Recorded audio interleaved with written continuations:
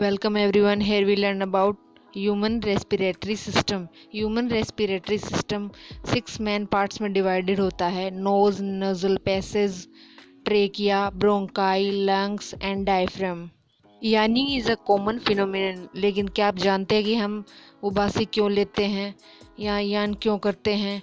क्योंकि जब हमारे माइंड में जो ऑक्सीजन प्रेजेंट होती है उसका लेवल लो हो जाता है एंड हमारा ब्रेन लो ऑक्सीजन लेवल को डिटेक्ट करता है, तो जब हम यान करते हैं तो हमारे ब्रेन का ऑक्सीजन लेवल मेंटेन हो जाता है, यानी कि मोर ऑक्सीजन कंटेंस हो जाती है हमारे ब्रेन के अंदर. ब्रीथिंग हमारी डेली लाइफ का एक इम्पोर्टेंट पार्ट होता है जिसमें कि हम ऑक्सीजन इंटेक करते हैं एंड हमारी बॉडी के होल पार्ट्स में, लंग्स के थ्रू हार्ट में एंड हार्ट के थ्रू डिफरेंट बॉडी पार्ट्स में ऑक्सीजन का डिस्ट्रीब्यूशन होता है जिससे कि एनर्जी फॉर्मेशन होता है एंड इसके थ्रू हम कार्बन डाइऑक्साइड को रिलीज़ करते हैं.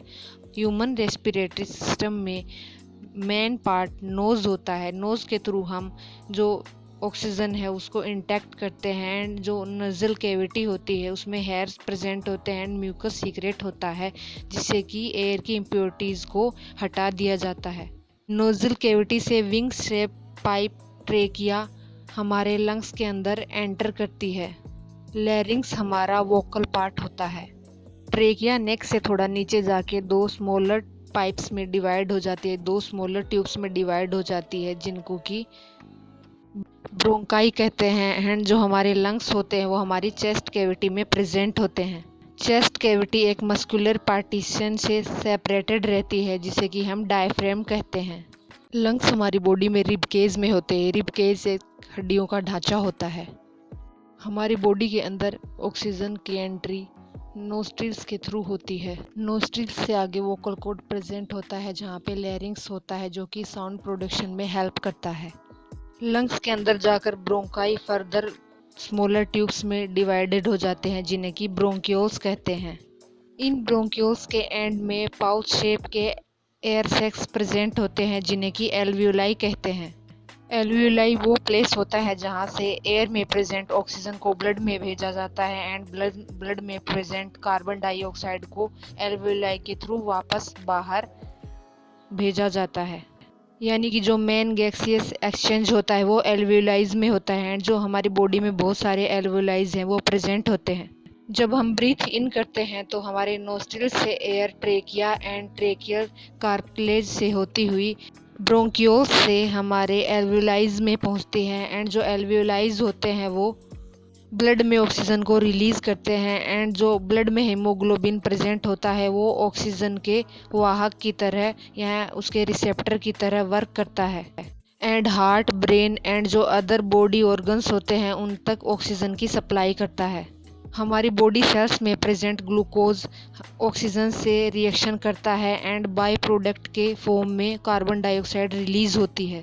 ये CO2 वापस ब्लड के थ्रू एल्वियोलाइज तक पहुंचाई जाती है एंड एल्वियोलाइज के थ्रू ये बाहर की ओर रिलीज कर दी जाती है.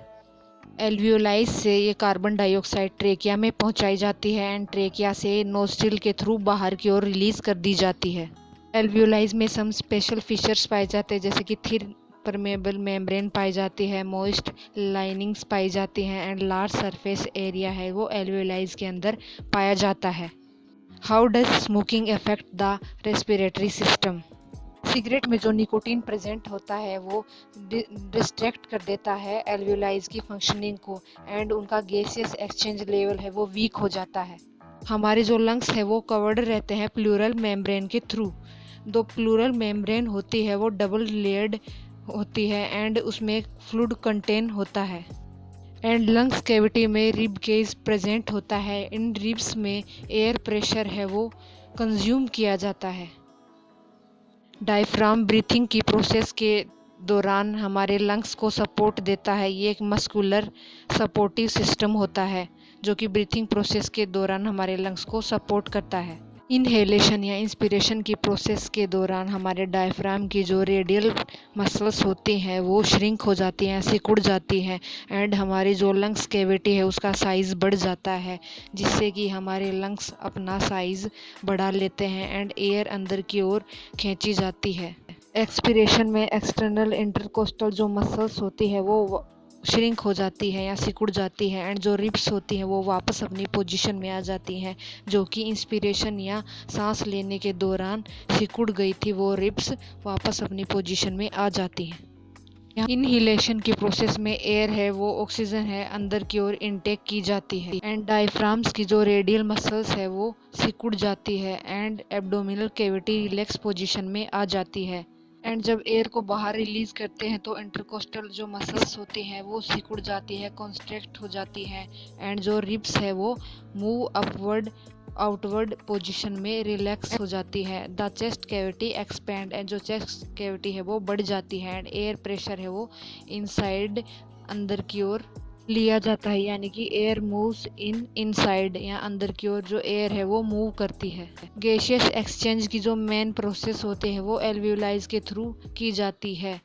एल्वियोलाइज ऑक्सीजन को कंज्यूम करके ऑक्सीजन को हीमोग्लोबिन के थ्रू बॉडी की सेल्स तक पहुंचाते हैं। बॉडी की सेल्स में जो ग्लूकोज प्रेजेंट होता है वो उस ऑक्सीजन से रिएक्ट करता है, एंड रिएक्ट करने के बाद जो बाई प्रोडक्ट होती है उसके फॉर्म में कार्बन डाइऑक्साइड गैस बनती है, जो कि एक्सहेलेशन प्रोसेस के थ्रू आउटर साइड में रिलीज कर दी जाती है। इसी तरह हमारी बॉडी में ऑक्सीजन का इनटेक एंड ऑक्सीजन का एक्सक्रेशन होता है। डायफ्लेक्स and the abdominal cavity construct, जब डायफ्राम रिलैक्स होते हैं जो एब्डोमिनल कैविटी है वो कॉन्स्ट्रैक्ट फॉर्म में होती है, and the external intercostal muscles relax, and जो एक्सटर्नल इंटरकोस्टल मसल्स होते हैं वो भी रिलैक्स फॉर्म में आ जाते हैं, and the volume of the chest cavity decrease, chest cavity की जो वॉल्यूम है वो कम हो जाती है, and air rushes out of the lungs, and air है उसको बाहर की ओर रिलीज कर दिया जाता है,